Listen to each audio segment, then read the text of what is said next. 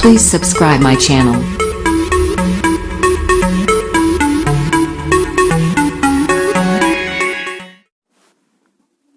Good morning friends, मैं प्रशांत श्रीवास्तव आपका प्रशांत education centre Mauganj में हार्दिक स्वागत करता हूं।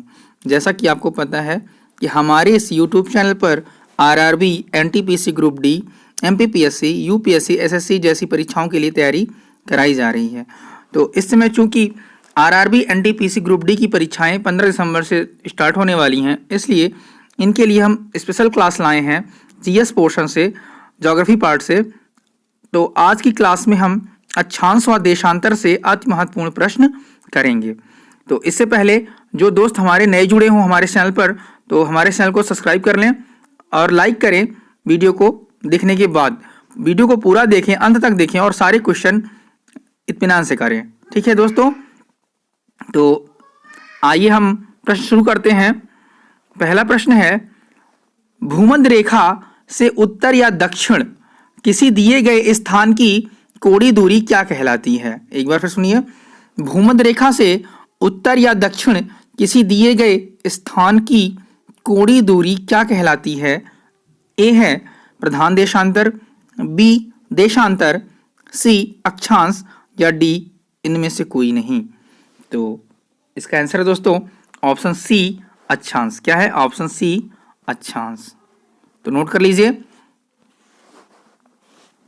अगला प्रश्न है प्रश्न नंबर दूसरा, निम्न में से कौन सा बृहत वृत्त का उदाहरण है? निम्न में से कौन सा बृहत वृत्त का उदाहरण है? ए कर्क रेखा, बी मकर रेखा, सी भूमध्य रेखा, डी आर्कटिक रेखा। तो दोस्तों जिनको आता है वो जरूर कमेंट बॉक्स में बताएं और सभी लोग पूरा वीडियो देखें और क्वेश्चन जरूर टिक करें। तो इसका आंसर है दोस्तों, हम बताते हैं आपको, ऑप्शन सी भूमध्य रेखा। क्या है? भूमध्य रेखा। नोट कर लीजिए। चलिए अगला प्रश्न है प्रश्न नंबर 3, ध्रुवों की तरफ जाने पर अक्षांश रेखाओं के व्यास की प्रकृति कैसी होती है? ध्रुवों की तरफ जाने पर अक्षांश रेखाओं की व्यास की प्रकृति कैसी होती जाती है? ए स्थिर रहता है, बी घटता है, सी बढ़ता है या डी पहले घटता है फिर बढ़ता है। तो इसका सही आंसर दोस्तों ऑप्शन बी घटता है। ऑप्शन बी क्या होता है? ध्रुवों की तरफ जाने पर अक्षांश रेखाएं क्या होती हैं? इनका व्यास जो होता है वो घटता चला जाता है। ठीक है, नोट कर लीजिए। अगला प्रश्न है प्रश्न नंबर 4, धरातल पर 1 डिग्री अक्षांश की दूरी निम्न में से किसके बराबर होती है? धरातल पर, फिर सुनिए, धरातल पर 1 डिग्री अक्षांश की दूरी निम्न में से किसके बराबर होती है? A 11 kilometre, B 111 kilometre, C 21 kilometre या डी 121 किलोमीटर। इसका सही आंसर दोस्तों option B 111 kilometre. 111 kilometre B क्या है? राइट आंसर है कितना?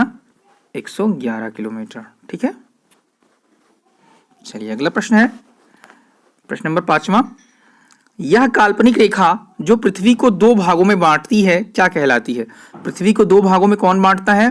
कौन सी रेखा है काल्पनिक? ए भूमध्य रेखा, बी मकर रेखा, सी कर्क रेखा, डी इनमें से कोई नहीं। इसका सही आंसर है दोस्तों ए भूमध्य रेखा।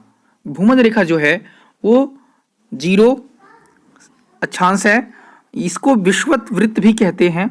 ये पृथ्वी को 2 बराबर भागों में बांटती है। उत्तर का हिस्सा उत्तरी गोलार्ध और नीचे का हिस्सा दक्षिणी गोलार्ध कहलाता है।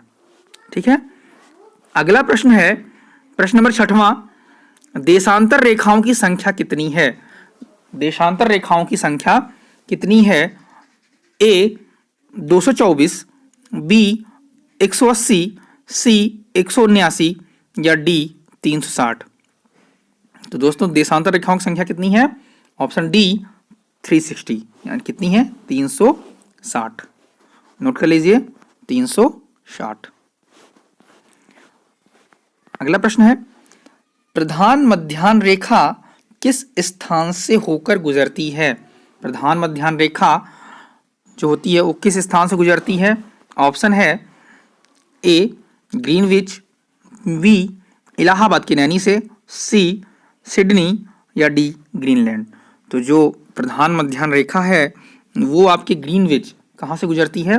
ग्रीनविच से गुजरती है। ठीक है, ये इसका सही आंसर है ऑप्शन ए। चलिए अगला प्रश्न है, ग्रीनविच रेखा से तात्पर्य है, ग्रीनविच रेखा से तात्पर्य है, तो ऑप्शन ए है 0 डिग्री अक्षांश, बी 0 डिग्री देशांतर, सी 180 डिग्री पूर्वी अक्षांश या 180 डिग्री पश्चिमी देशांतर। इसका सही आंसर दोस्तों ऑप्शन बी 0 डिग्री देशांतर। ये क्या है? प्रधान मध्याह्न रेखा इसी को कहते हैं। तो 0 डिग्री देशांतर जो आपकी कहाँ से गुजरती है? ग्रीनविच से होकर गुजरती है। अगला प्रश्न है 9वां, दो देशांतर रेखाओं के बीच की दूरी किस नाम से जानी जाती है? एक बार फिर सुन लीजिए, दो देशांतर रेखाओं के बीच की दूरी किस नाम से जानी जाती है? ए बेल्ट, बी काले, सी गोरे या डी समय पेटी। तो इसका सही आंसर है दोस्तों, बहुत ही अच्छा प्रश्न है ये, कई बार परीक्षाओं में पूछा गया है। तो इसका सही आंसर है सी गोरे। दो देशांतर रेखाओं के बीच की दूरी को किस नाम से जाना जाता है? गोरे नाम से जाना जाता है। ठीक है, चलिए अगला प्रश्न है प्रश्न नंबर 10वां, 1 डिग्री देशांतर की सर्वाधिक दूरी कहां पर होगी? 1 डिग्री देशांतर की सर्वाधिक दूरी कहां पर होगी? ए कर्क रेखा, बी मकर रेखा, सी विषुवत रेखा या डी इनमें से कोई नहीं। तो सब इसका सही आंसर दोस्तों सी विषुवत रेखा। सबसे ज्यादा दूरी कहां होगी? विषुवत रेखा पर होगी। ठीक है, अगला प्रश्न है, मकर रेखा निम्न में से कहां से होकर गुजरती है? मकर रेखा निम्न में से कहां से होकर गुजरती है? A Zimbabwe, B Bharat, C Japan, D Malagasy. तो मकर रेखा क्या है? ये 23.5 दक्षिण में है, 23.5 दक्षिण अक्षांश इसे कहते हैं मकर रेखा को। तो ये गुजरती है आपके मालागासी से। तो इसका सही आंसर दोस्तों हो जाएगा डी मालागासी। ठीक है,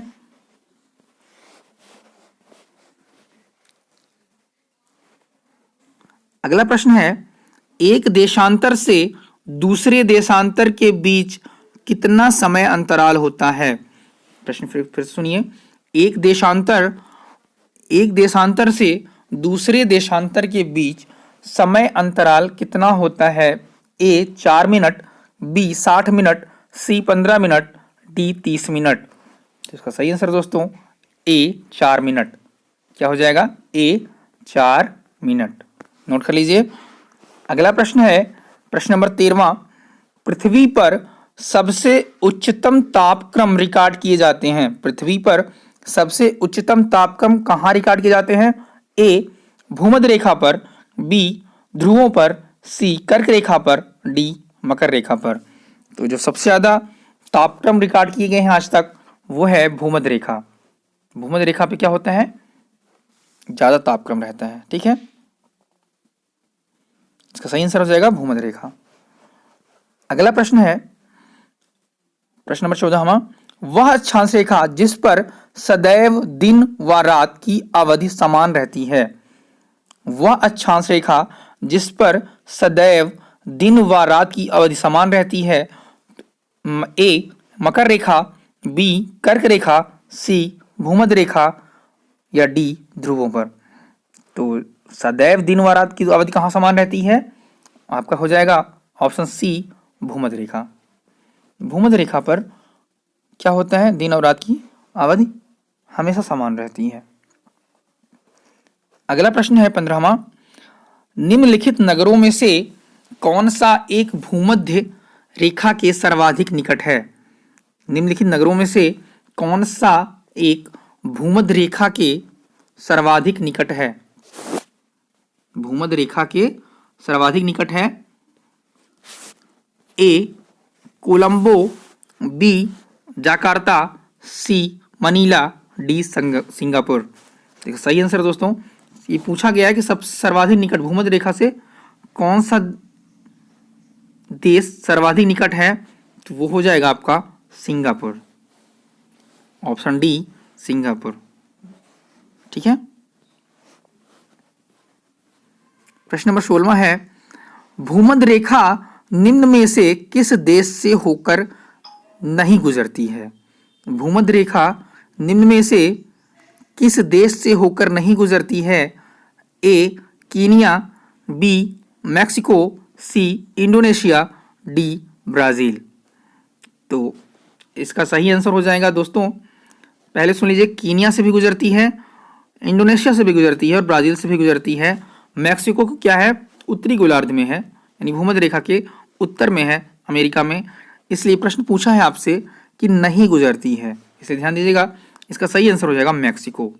क्या हो जाएगा? मैक्सिको। मैक्सिको से भूमध्य रेखा नहीं गुजरती है। अगला प्रश्न है प्रश्न नंबर 17वां, दक्षिणी ध्रुव का अक्षांश है, दक्षिणी ध्रुव का अक्षांश है 70 डिग्री, बी 80 डिग्री, सी 90 डिग्री या डी 100 डिग्री। तो इसका सही आंसर है दोस्तों, ध्रुवों पर क्या होता है 90 डिग्री, तो सी क्या हो जाएगा? सही आंसर हो जाएगा। ठीक है। प्रश्न नंबर 18वां, मकर रेखा निम्न में से किस देश से होकर नहीं गुजरती है? मकर रेखा निम्न में से किस देश से होकर नहीं गुजरती है? ए दक्षिण अफ्रीका, बी अर्जेंटीना, सी चिली या डी फिलीपींस, या डी फिलीपींस। तो इसका सही आंसर दोस्तों डी फिलीपींस। फिलीपींस से नहीं गुजरती है कौन? मकर रेखा। ठीक है। अगला प्रश्न है 19वां, अंतरराष्ट्रीय तिथि रेखा कहलाती है, अंतरराष्ट्रीय तिथि रेखा कहलाती है 0 डिग्री अक्षांश, 0 डिग्री देशांतर, 90 डिग्री अक्षांश या 180 डिग्री देशांतर।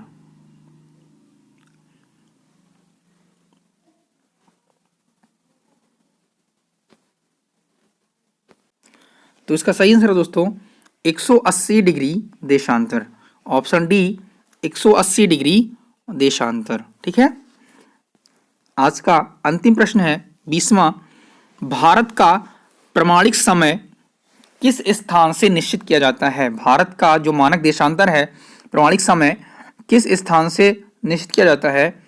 ए मुंबई, बी दिल्ली, सी इलाहाबाद या डी धार।